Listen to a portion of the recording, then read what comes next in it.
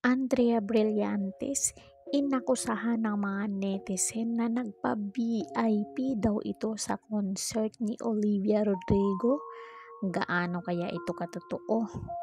So stay tuned mga marites para alam nyo talaga kung ano ang katotohanan. Inakusahan ng netizen si Andrea Brillantes na nagpa-VIP or very important person katatapos lang ng Guts World Tour concert ng Filipino-American singer na si Olivia Rodrigo. Naganap ang naturang concert ng international artist sa Philippine Arena sa Bukawi, Bulacan nitong nagdaang Sabado ng gabi, October 5. At ito na nga, inakusahan itong si Andrea na naka-VIP nga ba siya? Ayon sa mga nag-watch din ng concert ni Olivia, ginamit umano ni Andrea ang kanyang koneksyon at impluensya kaya nabigyan siya ng front seat. Baka nagbayad ng mahal itong si Andrea, hindi naka-VIP. Pero agad naman itong pinabulaanan ng aktres sa pamagitan ng post sa kanyang Instagram stories. Nagpaliwanag kung paano siya naka-get sing ng front seat sa Guts concert. Ani ni Andrea, walang bahid na katotohanan na binigyan siya ng VIP treatment. Talagang kinareer daw niya ang pagpunta ng sobra aga sa concert venue. I was the first one to line up so kinumber lane namin ang haba-haba. OMG!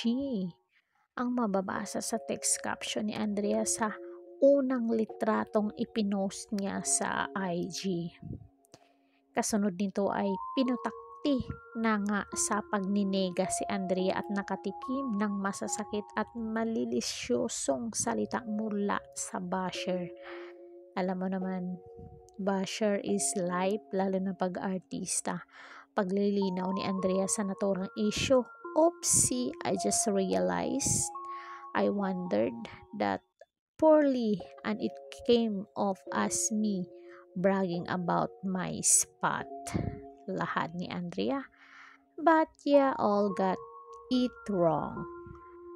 I mean, to say was so aga ko pumila kaninang umaga. I ended up first in line in my kin number lane. Kaya ako lang ang taong nandoon busy. I line up very early for it.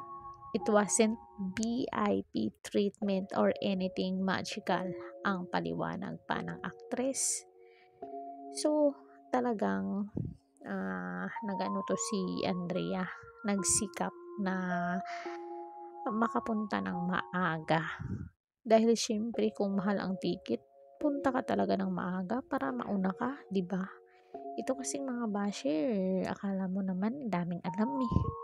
So yun lang mga marites, comment down kayo dyan kung ano ang inyong naging opinion dito. Don't forget to like, share, and subscribe Caridad Official TV para updated kayo lagi. Thank you so much.